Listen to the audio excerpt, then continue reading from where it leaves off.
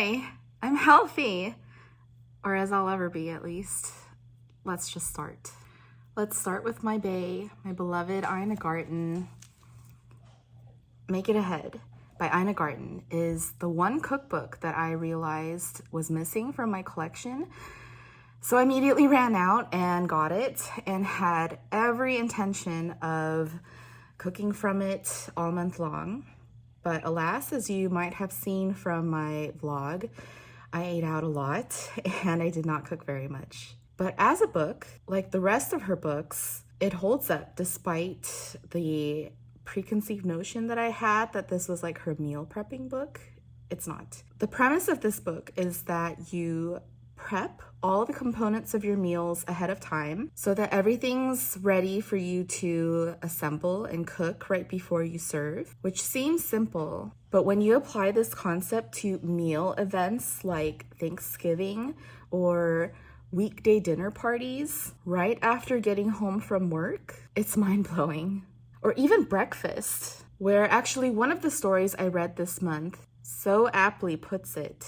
Because with breakfast, everything happens all at once, and it's hard to keep your eye on everything. This also eliminates the biggest problem of food parties, having all the dishes and the mess out in the open when all of your guests are there. You basically come across as a food genie, where you just blink your eyes and food magically appears on the table. What it really achieves is it gives you a strategic game plan to be more efficient and reduce as much stress as possible so you can actually be present and enjoy yourself with your friends and eat the food that you cooked. I think the real secret to all the bitches who host nice dinner parties and have clean houses is they read Garten.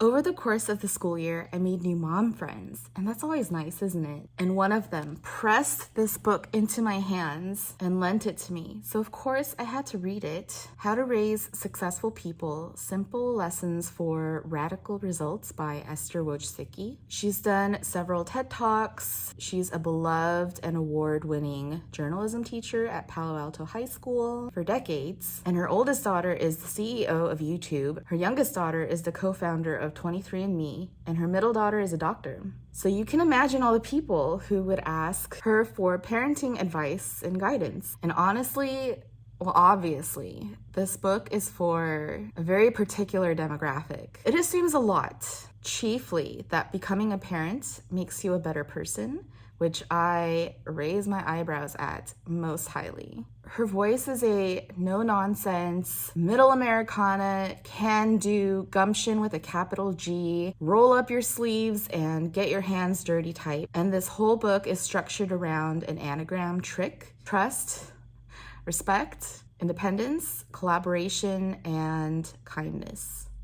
But yeah, in general, I personally am one of the people that this book is speaking to. I am a middle-class parent, and I am constantly trying to figure out how I'm going to raise my spoiled-ass child to become a successful adult. Wojcicki raised her children during the 60s, so it's easy to say, whoa, hold on, vastly different times and a very different landscape today.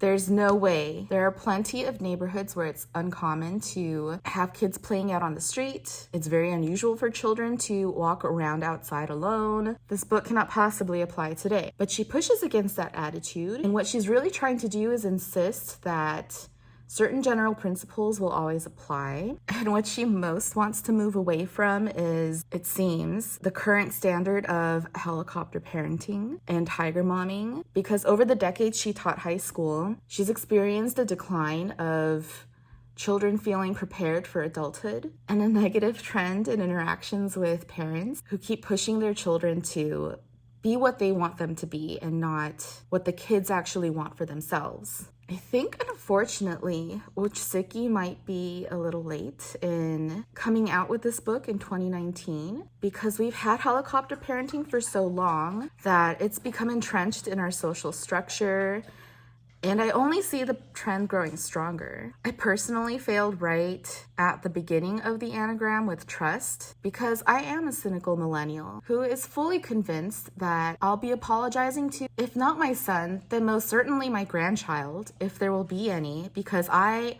fully support people deciding not to have children right now. I will be apologizing to everyone in the following generations for the end of life on Earth because my generation threw it all away for the cheap thrills of single-use plastics, fast fashion, lax gun control. So I get that Wojcicki is saying, please, millennials such as yourself, Yenna, please give a damn so that you won't have to face such an apologetic, apocalyptic future. And I know I must sound incredibly negative, or like I must have hated this book, but I didn't. It was enlightening, and there were several exceptional takeaways that I got out of it, one of which is instilling a habit of keeping a gratitude journal for my son, if only to practice his lacking penmanship. But if anything, this book was a great reminder that there are still good people out there making the right choices, working hard to make the world a better place.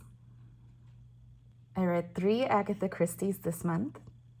I started watching Charlie Heathcote's booktube channel this month, and he mentioned At Bertram's Hotel as one of his favorites, and it's also one of mine. So I watched both the Joan Hickson and the Geraldine McEwen adaptations, and I listened to the audiobook while doing housework, which always makes me feel like the most geriatric of millennials, listening to the radio while going through my house with a Swiffer duster. And this is my battered copy from 2000. When I was a kid, during summer breaks, I'd go to my local library and borrow all their Agatha Christie's. And the ones I loved most, I would buy a copy of from Borders or Walden Books at the local mall. I'm imagining all of you okay boomering me right now. I'm 35. I grew up poor. I was the only Korean American at school for a long time. And when I was around other Korean children, I would feel different from them because I'd be listening to Jewel while they would be listening to K-pop. I would be writing poetry that never rhymed while they wrote notes in milky gel pens. So dipping into Agatha Christie books, especially the Miss Marples, it gave me so much comfort because the characters in their little villages belonged somewhere, were part of a community, and had roles in society. And all the carbs, afternoon teas in the hotel in this book, that's built specifically to cater to rich Americans like me who go, ooh, buttered muffins, seed cake, what's that? Tea drunk out of little teacups instead of giant mugs. This is my porn.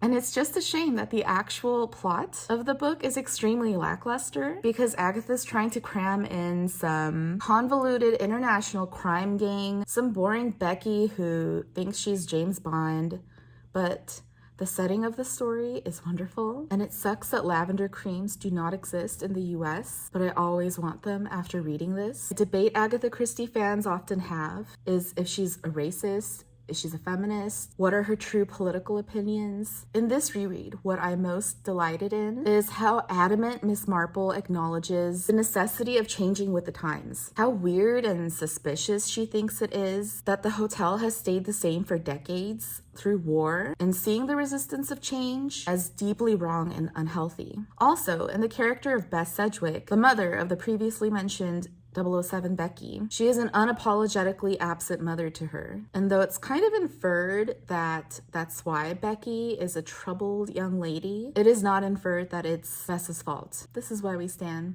Charlie Heathcote also talks about a Miss Marple short called The Tape Measure Murder, which I have in this 2001 edition of Three Blind Mice and Other Stories. And it's been a long time since I read this, so I eagerly went back to it. I think Three Blind Mice is one of Christie's best stories and one of her eeriest. There's a psychotic killer on the loose, a children's song, and child abuse comes into play, and the weather is bad, which is the scariest of all. They're stranded in a rural area, and the roads are snowed in, and Molly, our main character, worries if she is capable of baking bread on her own to feed themselves. The horror.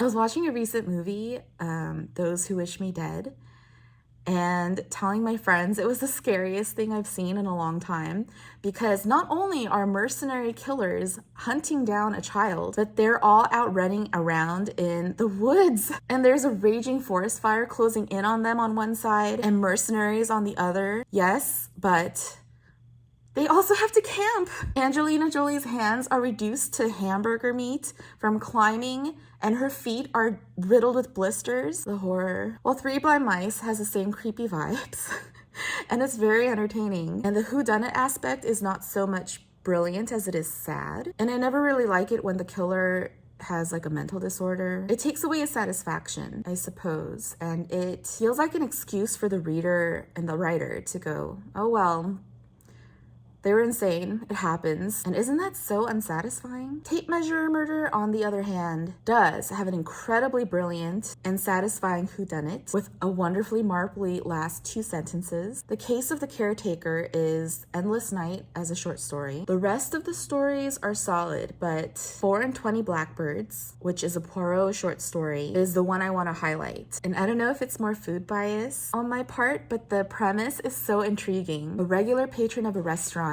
deviates from his order for the first time in 10 years, then dies, and that's all it takes for Poirot to start investigating. I thought of cozy, warmly lit, wood-paneled dining rooms with leatherback armchairs and the smell of roasting meats in the air.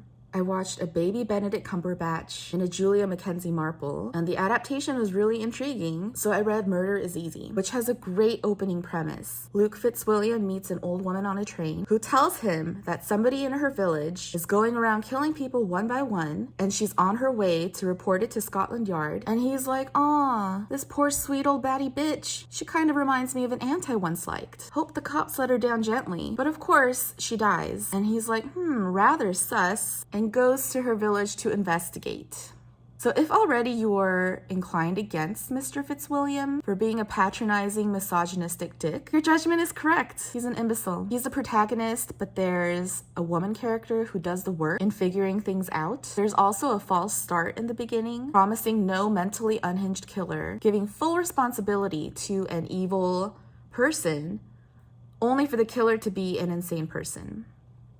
And the final damning bit is the unforgivable homophobic description of a shopkeeper character, Mr. Ellsworthy, and his coterie of midnight orgy revelers. He sounds fun. Everyone else in this book can suck it though. I last read this in 2019 and I gave it 5 stars, but now 2. The Passion of New Eve by Angela Carter is a book I literally bought for the cover. I've never heard of Angela Carter before, and I found this book while searching through the publisher Virago Modern Classics titles on Blackwell Books. From what I understand, they publish books that are like forgotten but still classic feminist titles, which I'm very interested in. So I entered into this story blindly, and oh my god. I'm still on a tailspin from this. I mean, really, this cover explains it all. And the story reminds me of a mix of the movies Mad Max Fury Road for the desert apocalyptic terror, Belladonna of Sadness in its zany sexual earnestness, and The Love Witch with the cynical post-feminism. The writing is really glorious and really what kept me reading and curious to read more Angela Carter, so much so that I've now bought The Bloody Chamber, which I actually have heard about. A lot of people say it's pretty wild, and The Magic Toy Shop in this nice designer hardbound VMC edition. So I will get to these soon. There's a lot of sex in The Passion of New Eve, but I was like, is it sexy? Am I supposed to be horny? Am I meant to be turned on? I don't think so. But like, I have this Penguin modern mini of Anais Nin's The Veiled Woman. So I read it to compare, and the contrast really helped sort my brain out. This has 4 short stories, and if you already read Delta of Venus, then you don't need this, but this is like the definition of masturbatory literature, the dirty book that was used before internet porn was invented. And I mean, society has suffered a loss, in my opinion, because while Anais Nin's stories typically have a formulaic beat and a deeply underlying cynicism, and from what I read, she basically cranks these out for money, they're still so beautifully written and spellbinding and intoxicating. One of the stories is about a woman who has a torrid affair with a man because she's in love with his cologne that reminds her of a man she used to love during her time spent in the Middle East. And when he runs out of this cologne, the sex is bad and the affair is over.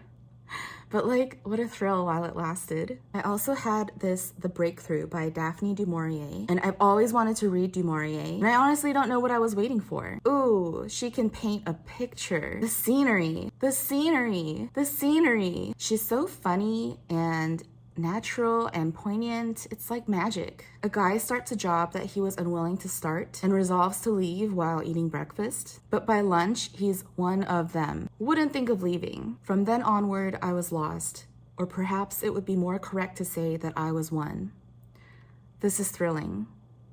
So of course, I had to read Rebecca. And this is the first time I really regret not doing like a traditional booktube reading vlog where I read sections and tell you what's happening and what I think or how I feel about it. And you as the viewer, having read it already, will delight in knowing what's going to happen and what a shitstorm I'll soon find myself in, because it's set up for that kind of thing really well. And this was fun, so fun. Oh my God, the inferiority complex is real. When she cries at the thought of never seeing him again, of all the things unsaid because she was too young and too stupid to say the right things at the right time, I thought of Sally Rooney and how hard it is to be young and how much I've forgotten what it was like to be young.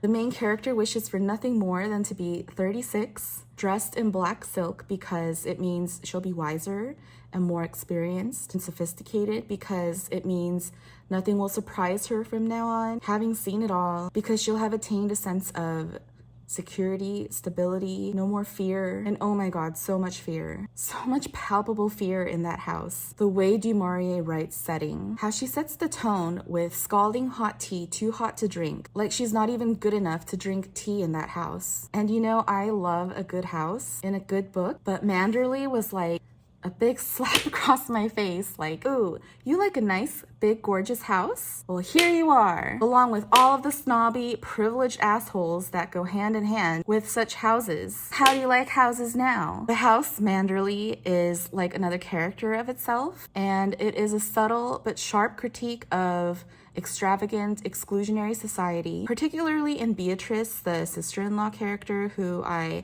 unfortunately found a lot of similarities with. And the ending was the final slap in the face, like a finger wagging at me, warning me to reevaluate my priorities. I don't know, I still do enjoy houses. This is great. And lastly, I went on a road trip to Yosemite National Park. And for me, it isn't a road trip without eating ramen outside and reading poetry to soothe your mind from the stresses that drive you to the need to vacation in the first place, in glorious, healing nature with lovelorn anguish.